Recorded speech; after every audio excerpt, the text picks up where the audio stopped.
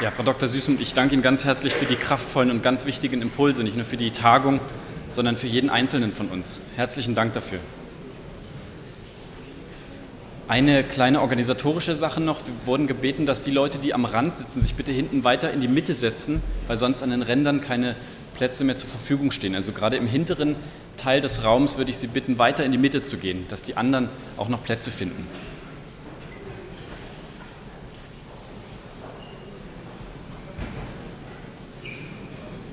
Kommen wir nun zum nächsten Panel, zum ersten des heutigen Tages, nach dieser sehr guten Eröffnungsrede. Und zwar wird die Diskussionsleitung dieser Sitzung Rabbiner Professor Dr. Walter Homolka übernehmen. Ganz kurz auch noch ein paar Worte zu seiner Biografie. Er hat in München studiert, in London promoviert, wurde 1997 zum Rabbiner ordiniert und seit 2002 ist Professor Homolka Rektor des Abraham-Geiger-Kollegs, mit dem die Universität Potsdam kooperiert, und er ist hier auch Professor für jüdische Studien und Sie wurden angehalten, wirklich ganz streng auf die Zeit zu achten, also übergebe ich Ihnen hiermit das Wort und wünsche viel Freude. Dankeschön.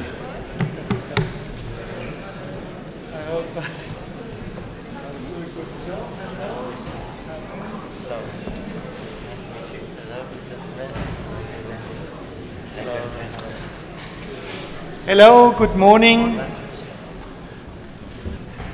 I would also like to take the chance to thank Professor Süßmuth for her stimulating speech.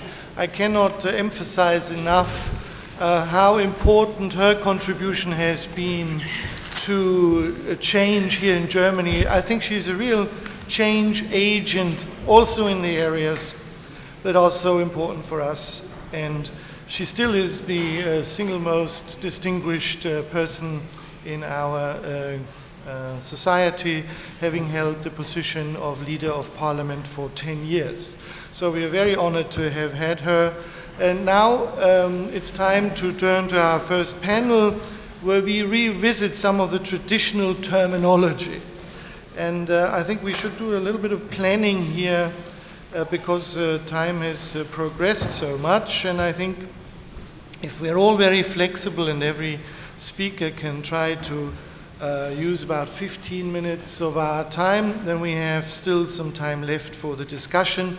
My main task here is to make sure that the discussion will happen, so please, if everybody looks a little bit at the time, then we should be okay.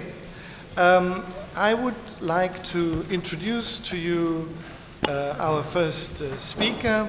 I'm very honored to welcome Professor Dr. Thomas Michael from the Society of Jesus, the Jesuit order, where he is currently the Secretary of the Jesuit Secretariat for Interreligious Dialogue in Rome and the Ecumenical Secretary for the Federation of Asian Bishops' Conferences. You have written much on the thought of Said Nursi and Fethullah Gülen, also because you have dealt with this subject over many, many years, and I welcome you as our first speaker. Thank you very much.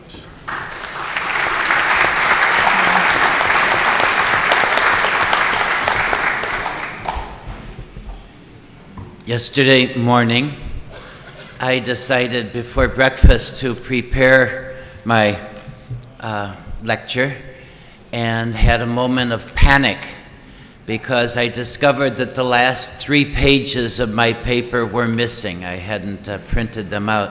Well, that's good now. Well, I was tempted to rely on the tactics of one of my heroes, Nasruddin Hoxha. You might have heard the story of when Nasruddin Hoxha was on the lecture circuit. The problem was he hadn't prepared his lectures ahead of time, and so the first night he gets up and he says, "I presume that you all understand the theme and topic on which I'm about to speak this evening." And they said, "Yes, we do." He says, "Well, let's see how good your understanding is. You tell me what you think the topic is, and I'll tell you if you got it right." Well, the second night, he was speaking to a different audience, and he begins, I presume you all understand well the topic that I'm speaking on this evening. And they said, no, we don't. He said, this is atrocious. You came without any preparation.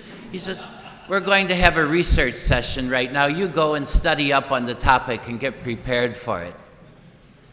Well, the third night, he was speaking to an entirely different audience, and he says, I presume that you all understand well the topic on which I'm to speak this evening. And half the people said, yes, we do. And the other half said, no, we don't. He says, aha, I see we have need for workshops. We should break into workshops so that those who understand the topic can explain it to those who do not. Well, fortunately, I didn't have to do that because the translators had a copy of my talk, and so I was able to reconstruct it that way. Well, let's get serious. Much has been written about the thought of Fethullah Gülen in terms of the social programs and institutions inspired by his ideas. Some have studied his theory of education as the pedagogical basis for the schools and other educational ventures founded and administered by members of the community associated with Gülen's name. Others have focused on his vision as the philosophical motor behind the social movement working to produce social change and renewal not only in Turkey, but also in the whole Islamic Ummah and generally in our modern world. Still others have underlined Gülen's call for universal love and fellowship and tolerance, and consequently his encouragement of interreligious dialogue as an essentially Islamic obligation. In this paper, though, I want to concentrate on another aspect of the thought of Fethullah Gülen, and one that I believe may prove in the long run to be the area of his greatest influence. That is his role as spiritual director and teacher of interiorized Islamic virtue, the function Gülen plays as spiritual master whose counsel has guided individual Muslims and formed a coherent and workable community life among his disciples. Thousands of Turks and others, ranging from students to businessmen to young professionals, look to Fethullah Gülen as their spiritual teacher whose advice and wisdom has shaped their understanding of the religion of Islam and their lives as Muslims in the modern world. I don't intend here to treat the whole gamut of spiritual advice offered by Fethullah Gülen to his disciples, but will instead focus on one central concept and try to show its role in maintaining a cohesive, Islamically motivated community life. This is the Quranic concept of ikhlas, which is usually translated into English either as purity of intention or sincerity. And both of these translations touch on an essential aspect of the Quranic notion of ikhlas. Sincerity obviously means honesty of mind, freedom from dissimulation or hypocrisy. A sincere person is one whose external words and deeds are in accord with their inner thoughts or feelings. So a sincere person does not dissimulate or pretend to be expressing one thought or emotion, while in reality his interior dispositions are to the contrary. So a sincere person is not self-promoting or hypocritical, pretentious, two-faced, or devious. A sincere person neither manipulates nor flatters others. It's to this aspect of sincerity that Jesus exhorted his disciples on the Sermon on the Mount, when he taught his disciples to say yes when they mean yes and no when they mean no. There's another aspect of the Quranic notion of ikhlas. This notion, which brings together the notion of purity with that of dedicating or devoting, consecrating oneself to something, is a key virtue in Islamic practice.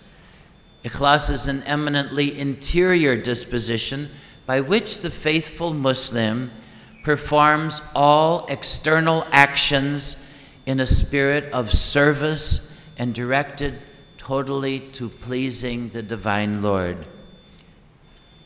In fact, the perfection of one's witness to faith can be gauged by the double standard of ikhlas, purity of intention, and ihsan, goodness.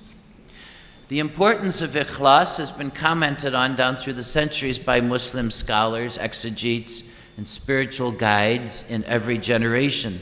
The Sufi masters have been particularly fond of commenting on this virtue, so that in the minds of many Muslims, ikhlas is considered a Sufi concept. In commenting on ikhlas, Sayyid Nursi must repeatedly distinguish his own advice from that of the teaching of the Sufis. While acknowledging the beneficial value of the instruction of the Sufi masters, he notes, "I am not a Sufi," I'm quoting him, but he says these principles of theirs make a good rule for our path. Turning to the way Fethullah Gülen looks at the question of ikhlas. He indicates that ikhlas means pursuing nothing worldly while worshiping and obeying God. At the deepest level, he says, sincerity can only be understood in the mystery of the relationship between God and God's faithful servant. Purity of intention is a grace or a divine gift that God places in the hearts of those God loves in order to increase and deepen and give eternal value to the servant's ordinary good acts. Gülen considers purity of intention to be the wing of the bird of a person's life before God. The other wing is faithfulness. And together the two virtues make up the two wings of divine grace that God implants in the soul, which enable a person to approach God directly without hindrance. He quotes Mevlana, Jalaluddin Rumi, to the effect that if good deeds were a body, purity of soul, purity of intention would be their soul. That is, it's sincerity that makes good deeds to live and be effective and have everlasting value. Without sincerity to animate deeds spiritually, all human endeavors would remain lifeless, ephemeral, and ultimately worthless. But those who fly with the two wings of sincerity and faithfulness will fly with God's protection and will unfailingly reach their destination, that is God's approval and pleasure. Gülen quotes Abu Yazid Bistami, Bayezid, to say that through sincerity, not through human deeds, a person goes to God. On the basis of a person's sincerity, God judges acts, not on the magnitude or the notoriety of the deed. The size and quantity of good deeds is unimportant. Even a small deed, says Gülen, or one that is unknown to others, if it is done with sincerity, is judged pleasing by God. Now keep these things in mind when you hear about the activities of the people in the Hizmet, whether it be the schools or the publications or whatever, that what really is giving value and making come alive their work is the sincerity, the purity of intention with which these things are done. Gülen notes that God rewards a small act done with purity of intention more highly than the many more ostentatious deeds done without the sincere desire to serve God alone. Gülen advises his disciples to maintain spiritual discretion. In practical terms, this means that if purity of intention demands that the servant do everything solely to seek God's pleasure and for no worldly motive whatsoever, it follows that sincere believers should not be ostentatious in the good deeds they perform. One seeking God's pleasure should hide supererogatory acts from the view of others and remain silent about any edifying personal experiences or special treatment received from superiors or special gifts with which one has been blessed by God. Gülen's point here is that there's a universal human tendency to perform one's good deeds in order to be seen by others and gain their approval. Moreover, human motivation is often complex, with the desire to serve God mixed with a craving for human admiration and approval. The sincere servant recognizes that it's only God's approval, not that of other persons, that matters. It's unimportant whether or not one is seen to be serving God. A person who does everything with purity of intention worries neither about being praised for his accomplishments nor censured for his failures. He does not care if others are aware or unaware of his achievements, nor is he preoccupied about receiving an award. Such a person behaves with consistency, whether or not one is in public or in private. Now, according to Gülen, sincerity teaches us that it's God's pleasure, not human recognition or respect, that's the true goal of our acts of piety and goodness. Moreover, in sincere worship, we discover that our human longing for paradise is not a sufficient motivation for doing what is right. Speaking of worship, Gülen teaches, he says, those performing acts of worship can be categorized by their intention and sincerity as follows. There are those who do these things in order to get into paradise. There are those who hope to be rescued from hellfire. There's also those who love and stand before God. And there's those who feel that they must worship as a requirement of their relationship between God and the Creator and human beings. In other words, the sincere worshiper no longer cares whether his deeds will form the basis for attaining paradise. In fact, Gülen says, sincerity should become second nature to God's servants, not a virtue after which a person consciously needs to strive. He advises his disciples to be so involved in worship and religious deeds, in seeking God's pleasure, that one does not even remember whether or not one should be sincere. In other words, even the virtue of sincerity itself must not be allowed to become the final goal of religious observance. The only true objective in the performance of any good act is to serve and obey God and to thereby give God pleasure and the satisfaction that is due him. To achieve this, Gülen says the disciples must engage in self-examination and self-supervision. Only the person who has learned to be honest with oneself will be able to know whether one's motivation is solely to worship God or whether the true incentive that is being pursued is some worldly gain, such as self-satisfaction, human respect, or personal ambition. Thus, developing a habit of honest evaluation and reflection will enable a person to grow in purity of intention.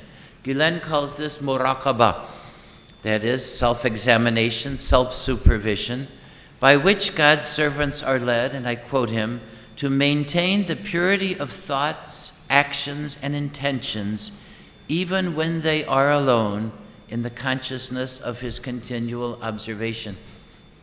This really struck a bell with me as a Jesuit, because our spiritual master, St. Ignatius, he advises us that even in the busiest of days, there are two spiritual exercises we should never allow to miss. And those are the two moments of self-examination, or what we call the daily examen, trying to see God, how God is at work in our lives. And we try to do this twice a day. So when I read Gülen saying something very similar, I thought, yes, I understand what he's talking about. Well, our time is running out, so I'll conclude. The history of many religious groups has shown repeatedly that it's jealousy and competition among members that is the cause of factionalism, resentment, and divisions among rival groups. Similarly, it's sincerity that enables God's servants to keep focused on serving God alone, thus making their actions, whether they're great or small, acceptable to God. Now, if Gülen has been able to instill a sense of harmony and united service, hizmet, among his followers, it's largely because of the emphasis that he has put, I believe, on purity of intention. And he cites Mevlana to this effect. So I quote Mevlana, as cited by Fethullah Gülen. He says, "You should be sincere in all your deeds, so that the majestic Lord may accept them. Sincerity is the wing of the bird of the acts of obedience. Without a wing, how can you ever fly to the abode of happiness?" Thank you.